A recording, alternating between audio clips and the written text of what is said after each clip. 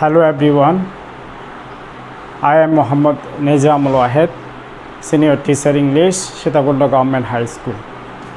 বন্ধুরা, গতকালের ক্লাসটা নিশ্চয় তোমরা দেখেছো। প্রেজেন্ট কন্টিনিউয়াস টেন্সের উপর আমি একটা ক্লাস নিয়েছি।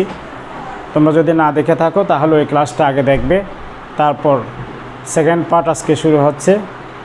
তোমরা দেখতে পাচ্ছ প্রেজেন্ট কন্টিনিউয়াস টেন্স পার্ট 2।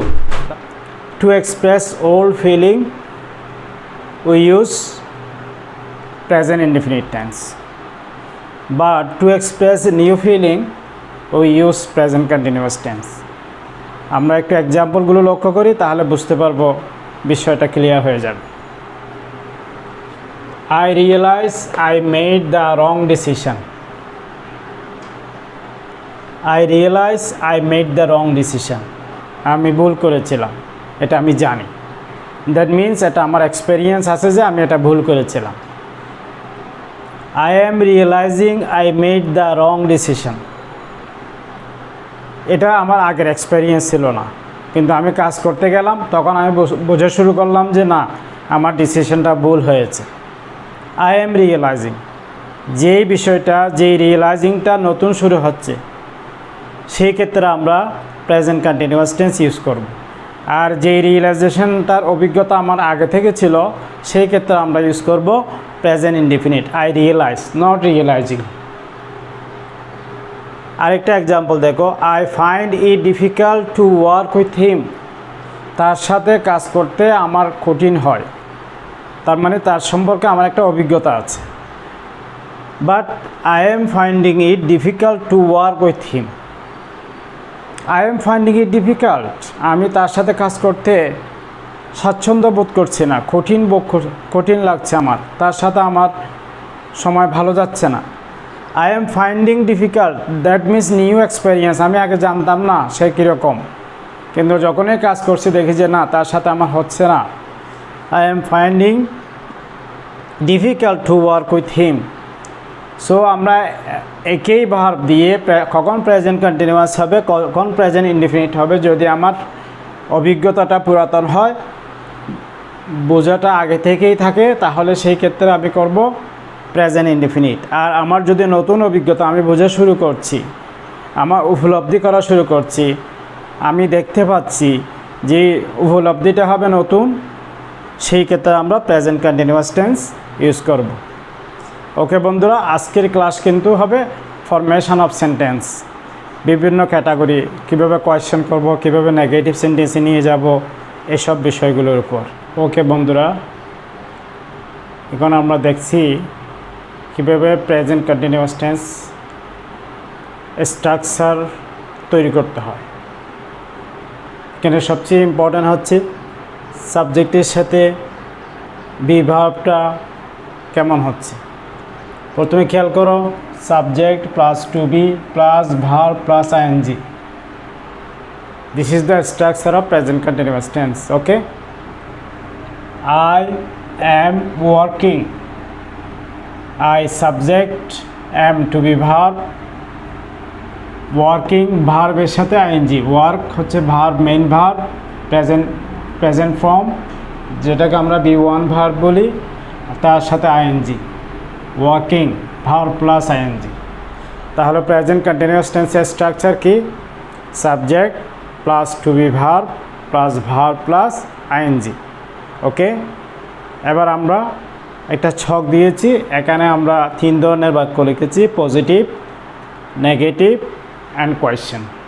কীভাবে আমরা প্রেজেন্ট কন্টিনিউয়াস টেন্সের তোমার সেন্টেন্স তৈরি করব, পজিটিভ সেন্টেন্স, নেগেটিভ সেন্টেন্স, এবং কীভাবে কোয়েশ্চেন করব। ওকে, একটু খেয়াল করো, this is very important part. I am positive sentence, I am working, আমি কাজটি করছি। We are working, you are working, they are working. তাহলে I am working, we are working, you are working, they are working. He is working, she is working, it is working. Third person singular নাম্বারের সাথে is, first person singular নাম্বারের সাথে M, আর বাকি সবগুলোর সাথে হচ্ছে আর মূল ভার্বের সাথে আইএনজি। তাহলে পজিটিভ সেন্টেন্সগুলো আমরা একটু বলি। আই এম ওয়ার্কিং, আমি কাজটি করছি।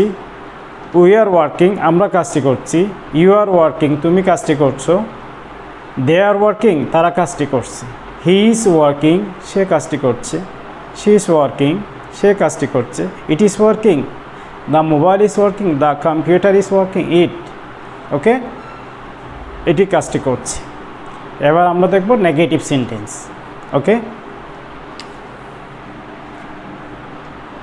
নেগেটিভ সেন্টেন্সে তোমরা দেখতে পাচ্ছ শুধুমাত্র একটা নট যোগ করতে হবে। Not, you need to add not to make negative sentence in continuous tense.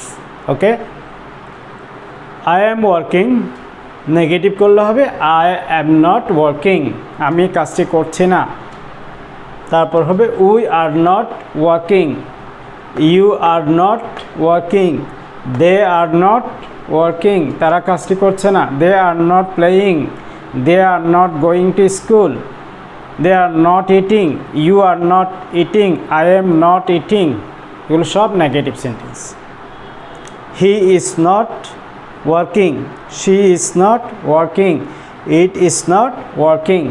So আমরা অনেকগুলো সেন্টেন্স তৈরি করতে পারবো, মেক করতে পারবো, যদি আমরা বিষয়টা বুঝে নিতে পারি। I am not playing, we are not playing, he is not doing, he is not sleeping, she is not sleeping, it is not working. So many sentences we can make when we can know the structure. We have a good idea about the structure of present continuous tense. So now you have to look question, how to make question in continuous. To be verb am, আমটাকে যদি আমরা সাবজেক্টের আগে নিয়ে আসি, এখানে ছিল কি I am, তাহলে কোয়েশ্চেন করলে হবে am I am am I working, আমি কি কাজটি করছি, তখন প্রশ্নবোধক চিহ্ন হবে এখানে am I working, আমি কি কাজটি করছি। আর ইউ ওয়ার্কিং, তুমি কি কাজটি করছো। আর উই ওয়ার্কিং, আমরা কি কাজটি করছি। আর দে ওয়ার্কিং, তারা কি কাজটি করছে। ইজ হি ওয়ার্কিং, সে কি কাজটি করছে। Is she working, is it working. Are they playing, তারা কি খেলছে। ইজ শি প্লেয়িং, সে কি খেলছে। ইজ ইট ওয়ার্কিং, এটা কি কাজটি করছে। তাহলে টু বি ভার্বটা যখন আমি সাবজেক্টের আগে নিয়ে আসব, তখনই আমাদের প্রশ্ন হয়ে যাবে, প্রশ্ন করা হয়ে যাবে। বন্ধুরা, এবার আমি যে বিষয়টা নিয়ে আলোচনা করবো সেটা হচ্ছে কন্ট্রাস্ট। এটাকে আমরা শর্ট ফর্মও বলি। প্রেজেন্ট কন্টিনিউয়াস টেন্সে শর্ট ফর্ম বা কন্ট্রাস্ট খুবই ইম্পর্টেন্ট। দেখো আমরা এটা কীভাবে ইউজ করব।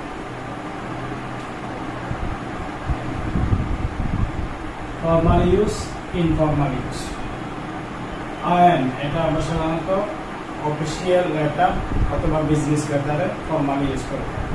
বাট শর্ট ফর্মটা ইউজ হয় ইনফর্মাল ইউজ, কনভারসেশন, ডায়লগ, এসব ক্ষেত্রে আমরা সাধারণত শর্ট ফর্মটা ইউজ করি। তাহলে আমরা শর্ট ফর্মটা জেনে নেব কোন কোন জায়গায় এবং কীভাবে আমরা শর্ট ফর্মটা ইউজ করব। আই অ্যাম, এটাকে আমরা শর্ট ফর্ম করলে আই অ্যাম, এখানে এটা বাদ করবে, এই জায়গায় টাইপস করতে হবে। তাহলে I am I. You are, এখানে এটা বাদ করবে, এই জায়গায় টাইপস করতে হবে ইউ আর। উই আর, তাহলে এ বাদ করবে we are. They are, there. He is, his, she is, she's, it is, its। Okay, তাহলে আমরা যদি একটু রিভাইজ দিই তাহলে বলতে পারি I'm writing, you are writing, we are writing, they are writing, he is writing, she is writing, it's writing, it's working.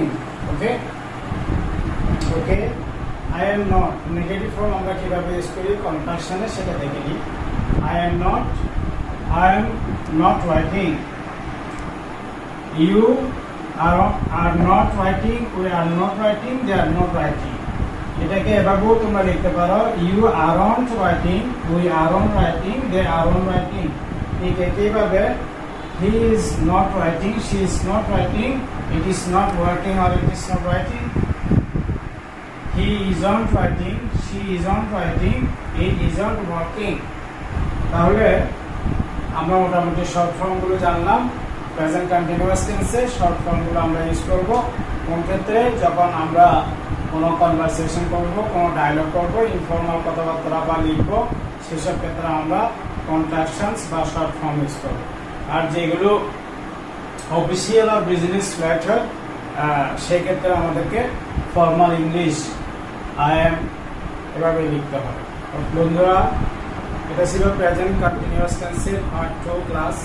আশা করি তোমাদের ভালো লেগেছে, আর ভালো লেগে থাকলে তোমাদের বন্ধুদের সাথে তোমরা শেয়ার করবে এবং এটা তোমরা সাবস্ক্রাইব করবে।